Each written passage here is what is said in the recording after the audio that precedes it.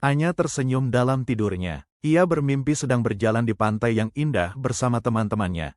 Matahari bersinar cerah, ombak berkejaran, dan tawa mereka menggema di udara.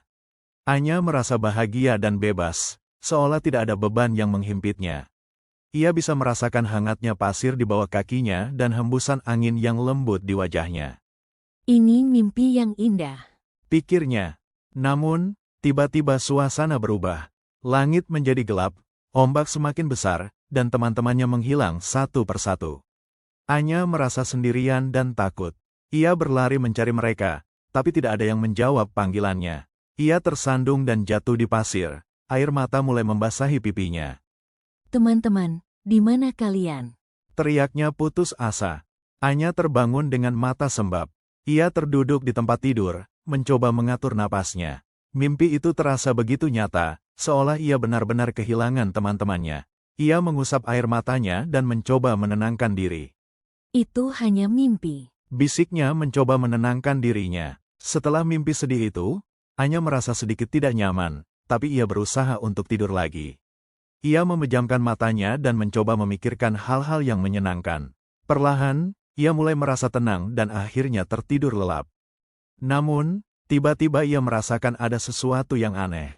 Udara menjadi dingin, suara burung berhenti, dan bunga-bunga layu.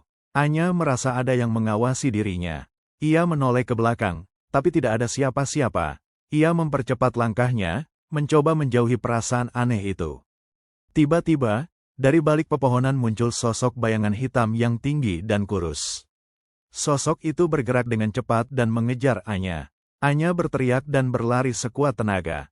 Ia tidak tahu siapa atau apa sosok itu, tapi ia tahu bahwa ia harus menjauhinya.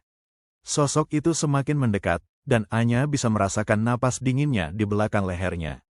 Ia tersandung dan jatuh, tapi ia segera bangkit dan terus berlari. Ia melompat pagar, melewati semak-semak, dan menerobos hutan. Tapi sosok itu selalu mengejarnya. Akhirnya, Anya tiba di sebuah lorong gelap yang panjang.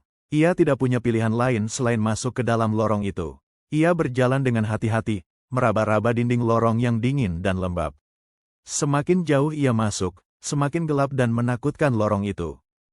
Tiba-tiba, sosok itu muncul di depannya, menghalangi jalannya.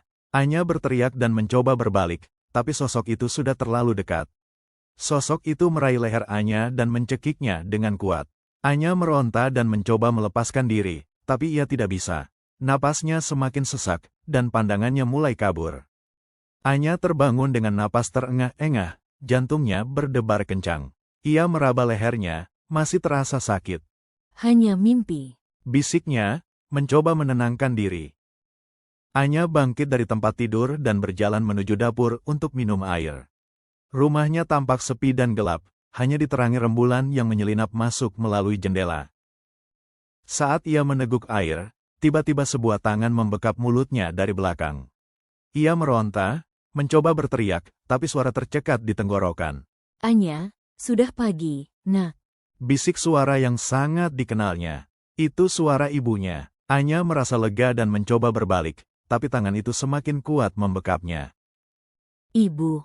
Tanyanya dengan suara teredam. Ibunya tidak menjawab, tapi Anya bisa merasakan napas dingin di belakang telinganya. Lalu, ia melihat bayangan di dinding. Bayangan itu bukan bayangan ibunya, melainkan sosok mengerikan dengan mata merah menyala dan taring panjang. Anya mencoba berteriak lagi, tapi terlambat. Sosok itu semakin mendekat, dan Anya merasakan sakit yang tak tertahankan di lehernya. Anya kembali terbangun, kali ini dengan jeritan tertahan. Ia terduduk di tempat tidur, tubuhnya basah oleh keringat. Ya Tuhan, mimpi lagi? Gumamnya putus asa. Ia menoleh ke sekeliling kamar, memastikan semuanya nyata. Kamarnya tampak normal, dengan buku-buku berserakan di meja belajar dan poster band favoritnya di dinding.